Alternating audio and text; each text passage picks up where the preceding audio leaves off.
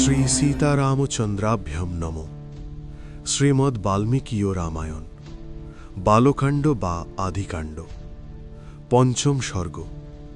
রাজা দশরথ কর্তৃক সুরক্ষিত অযোধ্যা নগরীর বর্ণনা।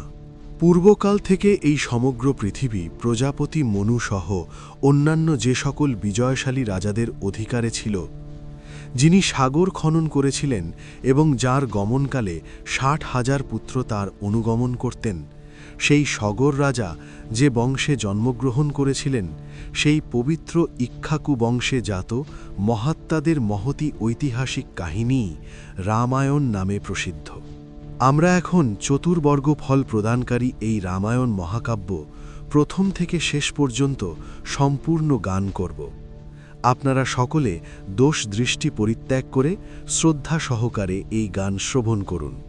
সরয়ূ নদীর তীরে সমৃদ্ধ, আনন্দদায়ক ও প্রভূত ধনধান্যে পূর্ণ কোশল নামে এক বিশাল রাজ্য অবস্থিত ছিল।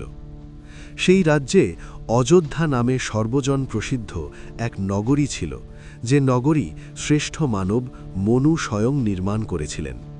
সেই ঐশ্বর্যশালিনী মহানগরী দৈর্ঘ্যে ১২ যোজন এবং প্রস্থে ৩ যোজন। সুপরিকল্পিত বিশাল রাজপথ যুক্ত হওয়ায় তার পার্থক্য বোঝা যায়। বৃক্ষচ্যুত ইতস্তত বিকীর্ণ পুষ্পে সুদৃশ্য, প্রত্যহ জল সিঞ্চিত সুষ্ঠু বিভক্ত রাজপথগুলি দ্বারা সেই অযোধ্যা নগরী ছিল সুশোভিত।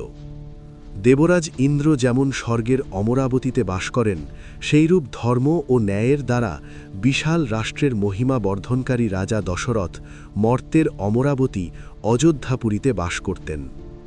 প্রাচীর দ্বারা পরিবৃষ্টিত এবং ওই প্রাচীরের গায়ে মধ্যে মধ্যে কপাট ও তোরণযুক্ত, সর্বপ্রকার যন্ত্র ও অস্ত্রশস্ত্র সজ্জিত এবং সর্বপ্রকার শিল্পী যেখানে বাস করেন, এইরূপ পুরীতে রাজা দশরথ বাস করতেন।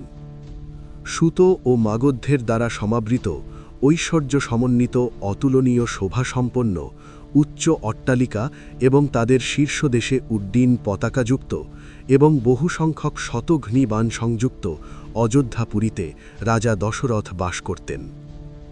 নারীদের দ্বারা অভিনয়যোগ্য বহু নাট্যশালা সমন্বিত, নগরীর প্রত্যেক স্থানে সুদৃশ্য উদ্যান ও আম্রকামন সমাবৃত, মেখলা শ্রীদৃশ্য বিশাল শালতরু শ্রেণী সমভৃত পুরীতে রাজা বাস করতেন।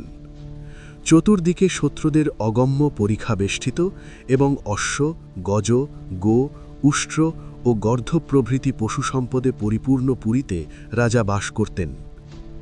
রাজস্ব দান কর্মরত সামন্ত রাজাগণ পরিবৃত এবং বিভিন্ন দেশবাসী বণিকগণ সমাবৃত পুরীতে রাজা দশরথ বাস করতেন। দেবরাজ ইন্দ্রের অমরাবতীর মতোই সুশোভিত রত্ন নির্মিত পর্বতসদৃশ প্রাসাদ এবং নারীদের লীলানিকেতনে পরিপূর্ণ পুরীতে রাজা বাস করতেন। বিচিত্র শোভাসম্পন্ন শ্রেষ্ঠ সুন্দরী নারীগণ সমাবৃত, সর্বপ্রকার রত্নে পরিপূর্ণ, স্বর্ণবর্ণ বিশিষ্ট সপ্ততল প্রাসাদ সমূহে সুশোভিত পুরীতে রাজা বাস করতেন। সমতলে অবস্থিত পরস্পর গাঢ় সন্নিবিষ্ট অট্টালিকা সমূহ সমাবৃত, শালিধালের চাউলে সমৃদ্ধ এবং ইক্ষু রসের মতো সুমিষ্ঠ পানীয় জল পূর্ণ পুরীতে রাজা বাস করতেন। দুন্দুভি, মৃদঙ্গ, বীণা, পনবাদির নিনাদে মুখরিত পৃথিবীর সর্বোৎকৃষ্ট পুরীতে রাজা বাস করতেন। এই অযোধ্যা নগরীর জনগণ ছিলেন গীত বাদ্যাদি নিপুণ সংস্কৃতবান।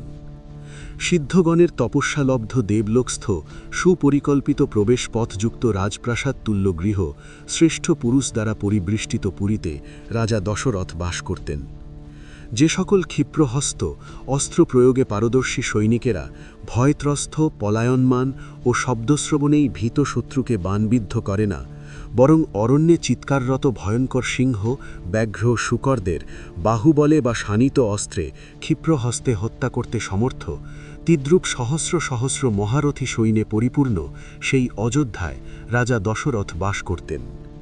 অগ্নিহোত্রী, সমদমাদি গুণসম্পন্ন দ্বিজশ্রেষ্ঠ, ষড়ঙ্গবেদ নিষ্ণাত, সহস্রদাতা, সত্যনিষ্ঠ, মহর্ষিতুল্য মহাত্মা ঋষিদের দ্বারা পরিবৃষ্টিত পুরীতে রাজা দশরথ বাস করতেন।